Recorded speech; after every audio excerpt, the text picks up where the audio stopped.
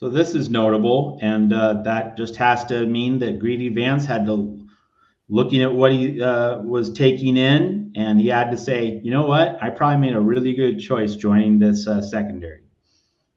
I have some really great pictures I won't be able to publish until he signs, because you can't. USC has kind of a very tight rule on showing pictures of prospective student athletes that are at games or on campus. They have a very strict rule. Apparently, that other schools do allow it, but I got some great pictures of him talking, at midfield with Lincoln Riley, and again, when he signs, which should be pretty soon, right? Because he's a 25 transfer. So as soon as that happens, I got some really great pictures. Athlon Sports is taking its shot at USC and the crowd that showed up for the game. I see.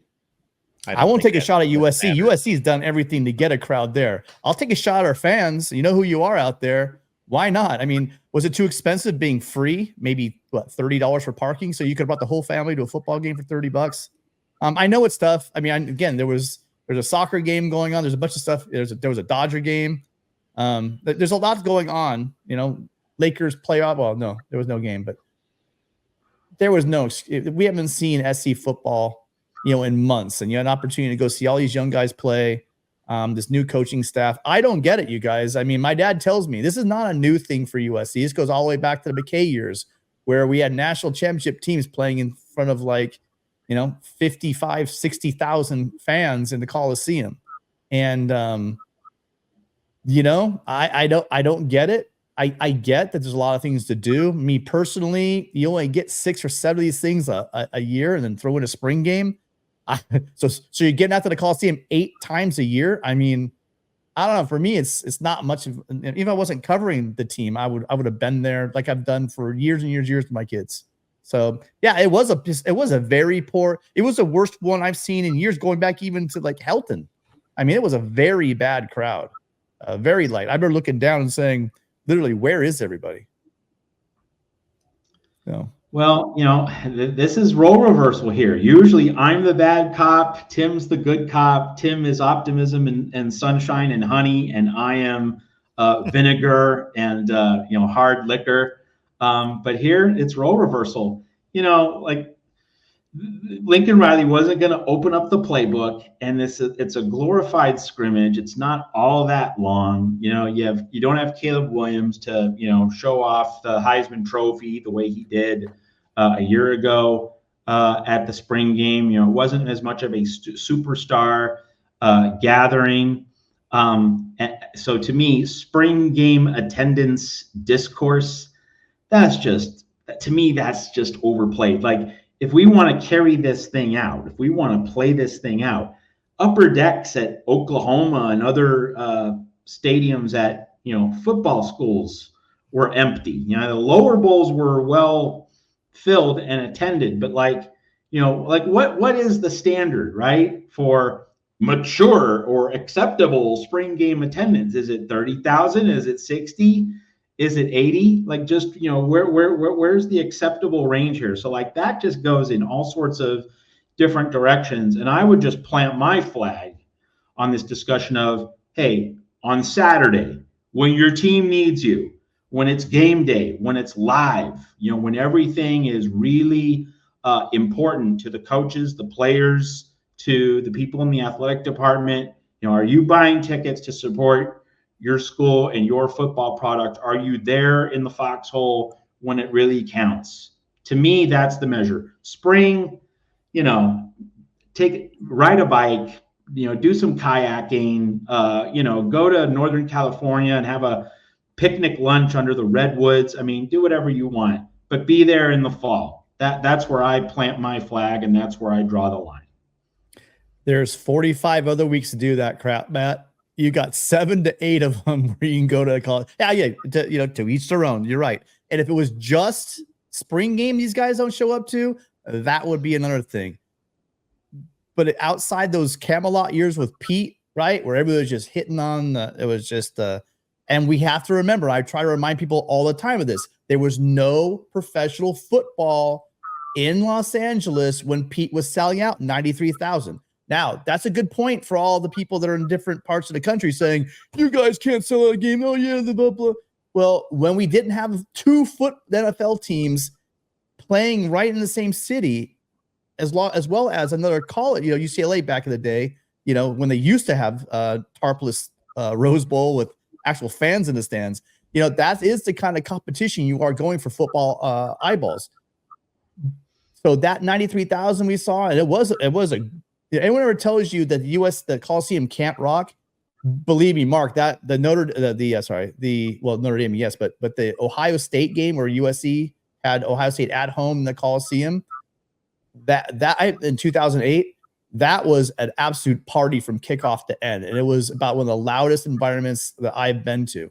Not quite as loud as that Cal game, where they stood up Aaron Rodgers at the goal line, or the '96 USC Notre Dame game in overtime, the Cusano game. Those were the loudest Coliseum games, but a lot of those SC games were really, really loud during those years. So it can be that, but we know that, LAFC is right on their side of the parking lot. Then you have the Rams, you have the Chargers, and then often you have other teams playing, but it can be that, and we've seen it. So that's the big thing to remember. But when it was that way, we didn't have 2 NFL teams in town. I've had people tell me that, with the Rams and the Chargers both in Los Angeles, that, there's a lot of competition for your dollar. And, on a certain fundamental structural level, I get that. But Los Angeles is a really big metro area.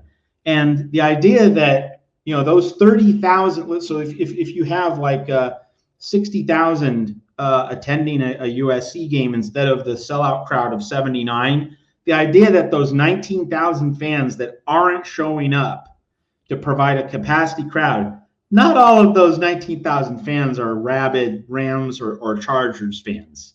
USC is the football attraction. It's been the mainstay. The NFL has come and gone, but USC's been the thing in Los Angeles. And I just have to ask, as kind of a rhetorical question, it's not as though, Rutgers football or Army football are dominate the attention of the people in the New York metropolitan area. We don't have that conversation. People don't talk about the Illini and Northwestern in terms of the Chicago metropolitan area and they're saving their dollars for the Bears. We don't have those conversations in New York and Chicago. Why do we get this conversation in Los Angeles? You should be able to fill the Coliseum, especially since it now is just 79,000, down from, the mid 90s capacity that it was.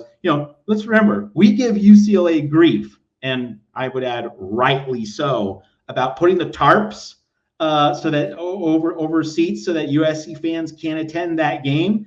But if we're going to do that, then yes, we should be expecting USC fans to fill every seat at the Coliseum on every Saturday game day. And the idea that, it's the Rams, it's the Chargers. Come on, you really value the Rams and the Chargers as much as USC? Really? So, I've never really bought that particular line, even though I can conceptually understand it. Come on, you're USC and you have Lincoln Riley as your head coach. And that there's this thing called NIL, and that this school needs to rock and roll in terms of revenue, in terms of having as many resources on deck to offer, to get the best coaches, to get the best personnel, to get the best resources to be a national championship program. And we're having, 20,000 empty seats for an Arizona game, for a Stanford game, because we think, they're going to win. It's not that big an attraction. No, support your damn program, and that's where that's where Tim and I are definitely in alignment. But I'm not going to hold that same standard to a spring game, which was free to the public and didn't really have that same. You need to pump revenue into the program that you claim to support. I think those are two very different things. And you will see that though. The LA, Well, two things. It's a I mean, let's face it. It's a lot of people. My own father and mom, they're from the Midwest. A lot of people come out here and they say, I'm not going back, right? I mean, so that happens a lot. A lot of the people live in LA aren't native Angelinos. It's just part of being LA. It's what LA is. But they will support winners. I mean, remember Chick Hearn, 17,505. I mean, they would sell out every league. Why? Because LA will follow a winner. Look at the Dodgers in attendance, over $50,000, 50,000 in attendance at games. Why? Because they sell it, because they're winners. They win. If USC returns to the winning ways, it might not be 93,000 because it doesn't have a capacity of 93,000 anymore. But I'd like to see if what USC could push if Lincoln Riley gets this thing rolling and they start putting together 11-win seasons, maybe a national championship here or there. Then you might see those numbers push towards 78,000. But you know what, Tim? Like, we did not have a capacity crowd for the Arizona game last year. And USC was coming off an 11-win season in 2022, and USC was unbeaten when it took the field for that Arizona game. And yet you had over 10,000 empties in the Coliseum. So and yes, I know that USC didn't look like an elite team even when it got off to the 5-0 start last season, but still, USC was winning ball games. You had Lincoln Riley as the coach, you had Caleb Williams as a quarterback. An elite football program fan base would have every seat filled in the Coliseum for that Arizona game. And maybe USC wouldn't have hit the snooze button in the first quarter, falling behind by double digits, if there was a more raucous, active, frenzied kind of crowd, that you always get at Alabama, Tuscaloosa, that you always get, in those SEC layers like Tiger Stadium on a Saturday night in Baton Rouge. USC ought to have had crowds with that kind of mentality early last season when the team was unbeaten, and so that there's room for criticism there. Or Notre Dame. I mean, there's a reason why USC's record on the road against Notre Dame is so poor, because they had that people. I mean, I know again, we're here. It's April. I know none of you guys are casuals. You get how much a crowd means to a defense. I mean, I know that you guys do understand that, and that's the kind of thing, that kind of advantage that you want in these close games. And there will be a number of close games at home, probably this year. Penn State at home this year, where you have the crowd behind you. Listen, go take a look at those whiteout games, right, in Happy Valley. Take a look at what that looks like, and then look at a game, in the Coliseum, your typical average game at USC on third down, on first down, starting in the third quarter, starting from the kickoff, right? Whereas, maybe on some big third downs in the fourth quarter, we can get some noise going of the 60,000 people in attendance. But imagine that Coliseum packed with rabid fans on their feet, screaming from kickoff to the gun sound, by the end of the game, right? I mean, that's the kind of atmosphere that a number, like you named, the teams like in Alabama, LSU, right? LSU is known for their home advantage. Clemson, these schools where have really big advantages. The horseshoe, Mark, going in there, that was one of the craziest of the whole world, was when the horseshoe was just screaming at the end of that game in 2009. And then all of a sudden, boom, you could have heard a pin drop. But before that touchdown scored, it was so damn loud in that place. You got to go to a silent count. That's what you need at USC for home games. And that's why it's disappointing to see this spring attendance, because I think it's just, Matt, just a bigger symptom of the apathy. And you got to see it in Lincoln Riley's face. He's brought up a number of times that I want you guys to get out here, support us. I mean, he said that, and he understands how important that is. So you guys, as this team turns around, they're putting the investment, putting the coaches in there, they're getting the recruiting. Now it's your turn to step up, buy those tickets to show up at the games.